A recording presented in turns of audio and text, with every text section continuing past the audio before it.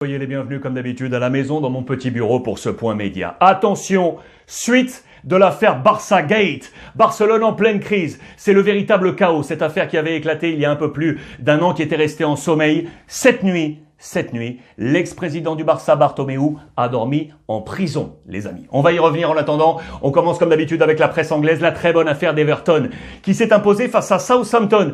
1-0. But du Brésilien Richarlison à la 9e minute. 1-0 pour ce jeu de mots avec le patronyme Richarlison.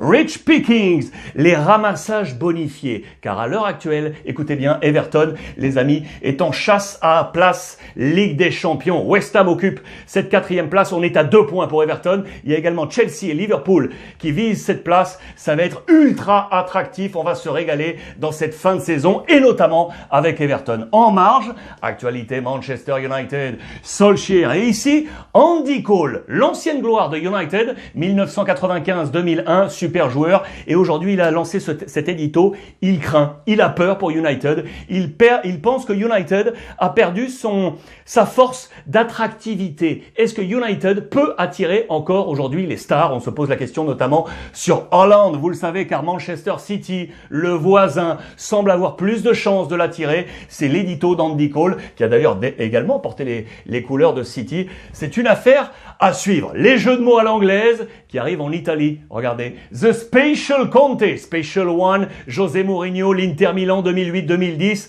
avec énormément de titres. Et bien voilà maintenant Conte, qui semble être sur ces mêmes tablettes. On va parler de la Juve, qui joue ce soir, qui court derrière l'Inter, avec Cristiano et Pirlo, le Covid au Torino, blessure côté Milan, avec l'ami Zlatan Ibrahimovic. On commence avec Conte, l'Inter. Regardez, l'ora del Contissimo. Aujourd'hui, à l'heure actuelle, sur la scène européenne, Conte, 2,33 points par match. Juste au-dessus seulement, Guardiola, 2,38 et 2,41. El Cholo Simeone. Les voilà les tablettes de Conte, un peu à l'image de José Mourinho à la fin des années 2000. Le prophète de Conte, c'est bien évidemment Romelu Lukaku, l'international belge, qui cartonne absolument pour filer vers le titre de champion. À moins que l'AC Milan revienne, le seul problème, c'est que Milan est handicapé. Les blessures, les amis. Le dernier en date, c'est Zlatan Ibrahimovic. Tous les matchs manqués par Zlatan Ibrahimovic, on va y revenir. En attendant, regardez en marge, le coach Pioli a changé ses plans en défense. Charnière centrale habituellement,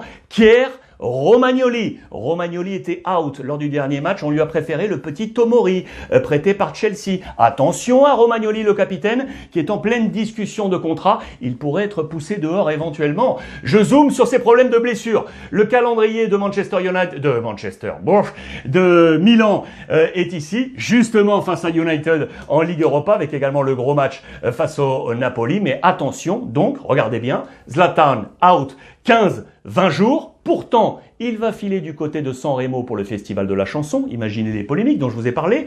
Çalhanoğlu, out 7 jours. Heureusement, Rebic est bien là. On craignait avec un problème à la hanche droite. Il sera bien là dans les plans de Pioli. Heureusement pour l'AC Milan. La Juve court derrière les deux équipes de Milan. Je vous l'ai annoncé, on joue ce soir et on va se mettre sur les épaules de Cristiano Ronaldo, qui est ici, 36 ans, 47 buts en 47 matchs de Serie A. Un but du roi Pelé, 766 pour lui, 767 pour Pelé. Regardez ici, deux hommes en médaillon, Adrien Rabiot le français et Ramsey. Pourquoi? Le plan de bataille du match de ce soir est ici. Je vous l'ai zoomé. Face à la Spezia, il y a énormément d'absents, et notamment en défense. Chiellini, Bonucci, Cuadrado sont absents, et au milieu de terrain, sans Dybala, sans Arthur. Voilà pourquoi on pourrait retrouver Rabiot et Ramsey. C'est un 11 probable à suivre sur les comptes officiels de Pipo, monsieur Philippe Jolin, qui sera bien évidemment aux commandes de ce match ce soir. Le Real Madrid,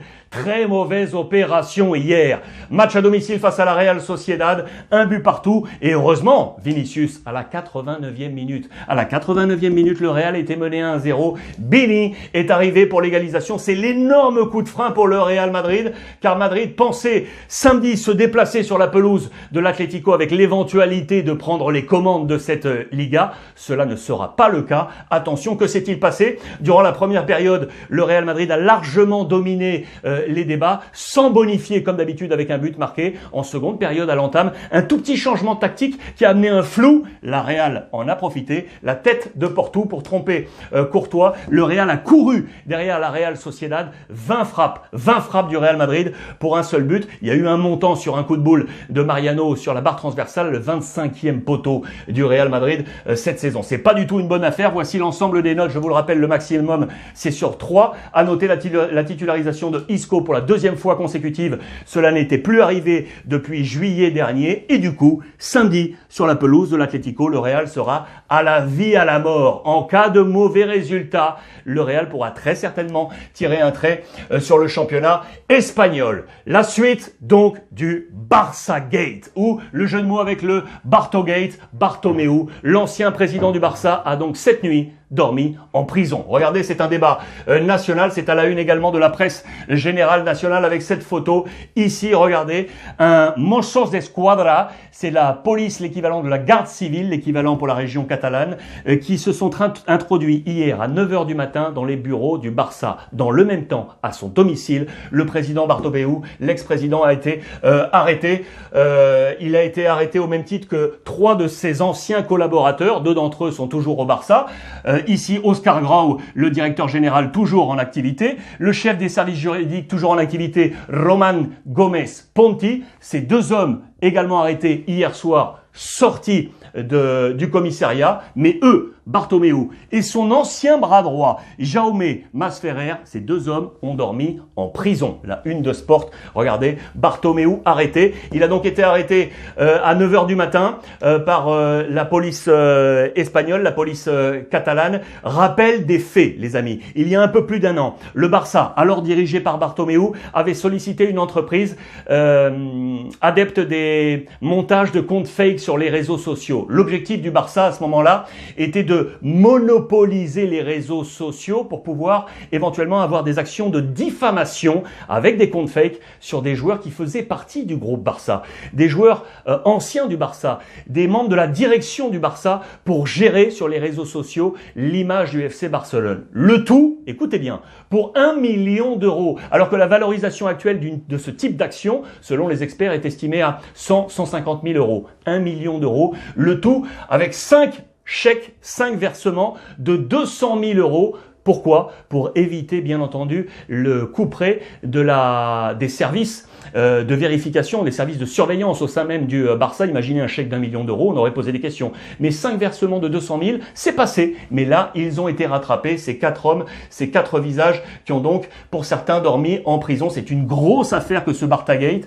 Y a-t-il des incidences sur la présidence? Vous le savez, dimanche, ce sont les élections. Réponse, oui. Fonte Freixa, mais surtout Laporta, l'ancien président lui aussi, pourrait être le grand bénéficiaire, il est déjà favori, vous le savez, de cette fameuse affaire. On va en parler durant tous les prochains jours. Sur le plan sportif, mercredi, on joue, vous le savez, le match retour de coupe face au FC Séville, perdu 2-0 au match aller, mais on veut y croire, les différentes remontadas de l'histoire du Barça en Copa depuis les années 30, et notamment 2018-2019, c'était face à Séville, tiens, match aller perdu 2-0, tiens, match retour remporté 6-1. Voilà pourquoi on veut y croire du côté du FC Barcelone. Plusieurs arguments avec du Lionel Messi, bien évidemment, des clean sheets enfin réussis du côté du Barça, ou encore un Dembélé qui en ce moment est en pleine folie. Voilà pourquoi on veut y croire côté FC Barcelone. En parlant de problèmes de gouvernance, on va revenir bien entendu sur l'Olympique de Marseille, vous le savez, on est en opération séduction à la une de l'équipe aujourd'hui